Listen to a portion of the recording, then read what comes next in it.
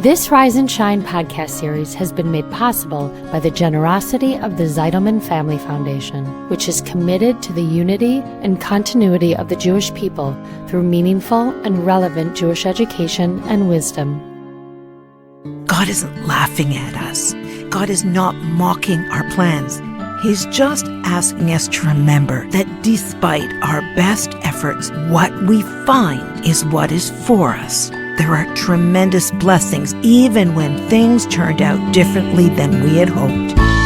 This is Rise and Shine, a podcast that offers timeless wisdom and uplifting meditations to fill your heart, feed your soul, and start your day on a positive note. Here is Adrienne Gold Davis. You know, there's a situation in my life which has been the cause of a lot of anguish and disappointment.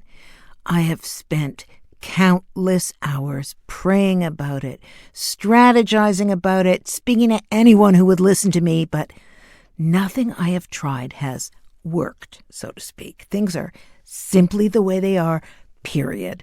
Now, I know, and plenty of people have told me that it's not over till it's over and that things could turn around in the blink of an eye. And while I do know all of that to be true, I have found that when I personally live in a mental space where I am waiting for a different outcome, I miss out on the present moment and I miss out on the pleasure of being at peace with myself. You know, we're told, fake it till you make it. But in my experience, I see that it doesn't work until you mean it. It often seems that all of us continue to feel the same anxiety and dissonance we're feeling even when we say and do all the right things, all the prescribed behaviors. Every now and then, I come up with another plan which might make things turn out other than things have, and every now and then, I still indulge myself by giving it a shot.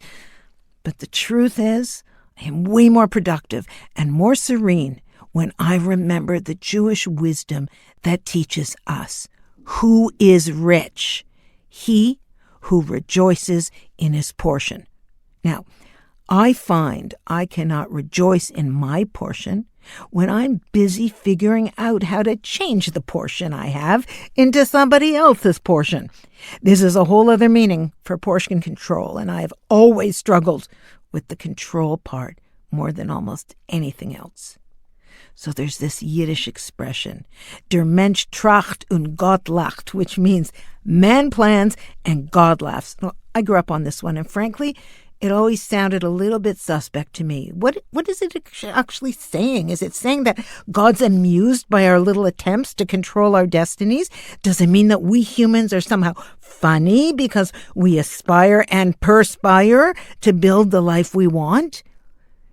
Is it saying what that famous poet Robert Burns wrote in his poem called To a Mouse? That goes like this: the best laid plans of mice and men gang aft agley, or the best laid plans of mice and men go astray. And why is God laughing? Is the universe laughing at all of our machinations? But I think that I always misunderstood this saying, because there's another famous Talmudic quote that I think serves to elucidate this expression, and it's brought me a measure of clarity. It goes like this: everything is in the hands of heaven except the fear of heaven. From a Jewish philosophical point of view, this seems to be telling us that we have very little control over the outcome of our efforts. Now, that's not to say that we're exempt from making them. In fact, in Pirkei Avot, the Ethics of Our Fathers, we learn that it is not incumbent upon us to complete a task, but neither are we free from abstaining from beginning it. Where there is much effort, there is much reward. But what sort of reward? The reward for our efforts might be in the world to come, okay. But what can the rewards of our efforts be here on earth when we try and we try and we try, but we don't seem to see the fruits of our labors? How does a person know when to quit trying and to hand it over to God, as it were? And what exactly is fear of heaven? So the word for fear in Hebrew, yirah, is not identical to fear as we understand it in our own lives. Dr. Eitan Bar explains this concept of yira, or fear, as follows. Let me quote him. The concept of fearing God may initially appear to imply being scared or afraid of God, but this isn't the case. Instead, fearing God encapsulates a sense of awe, respect, and reverence towards God's majesty. It's an acknowledgement of his sovereignty over all things, being all-powerful, etc.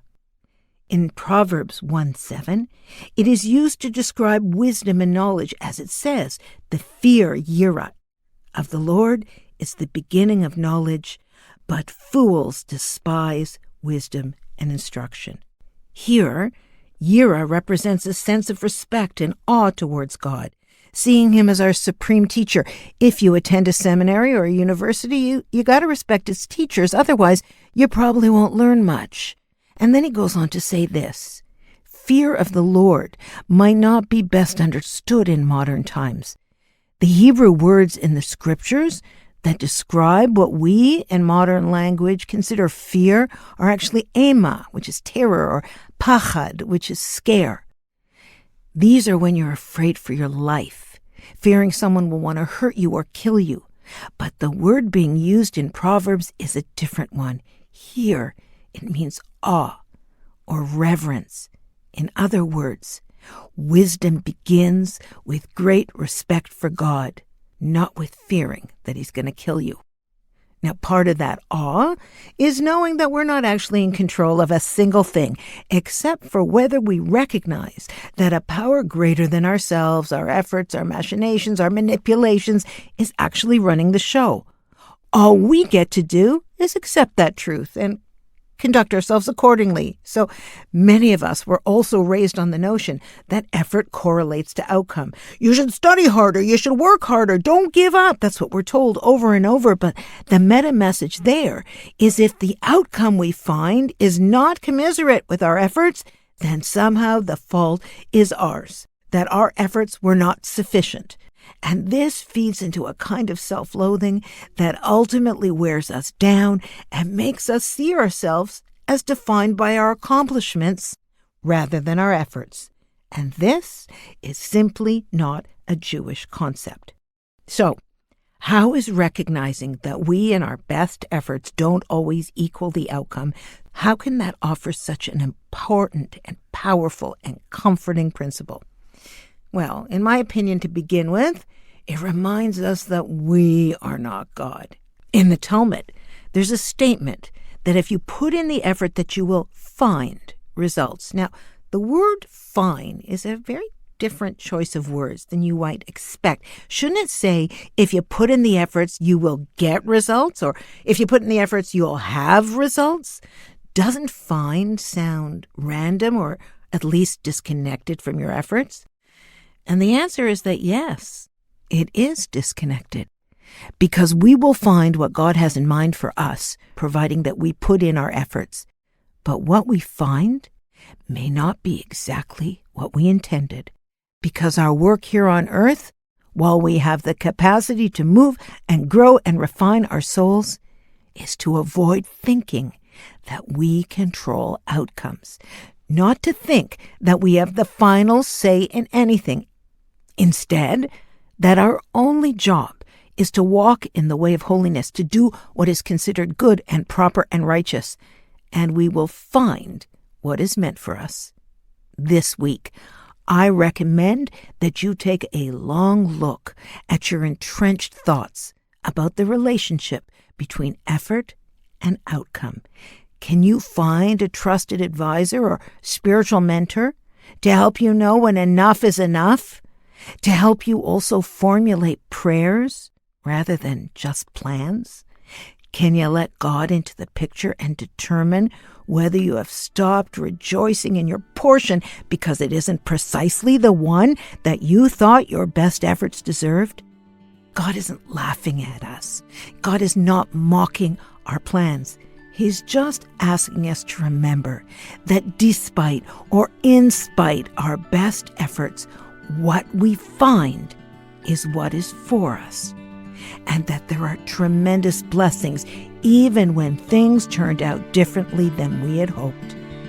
This brings us to see our Creator with awe and reverence, and in the process, gets us to live in reality and savor the moment that we are in.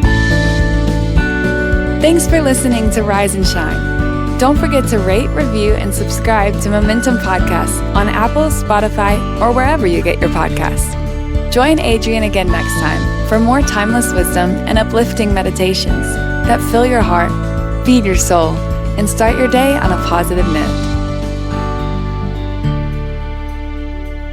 This podcast was sponsored by the Zeidelman Family Foundation.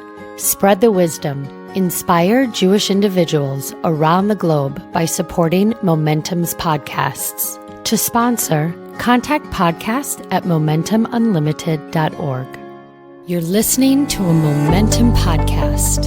For unlimited inspiration, wisdom, and empowerment, visit momentumunlimited.org.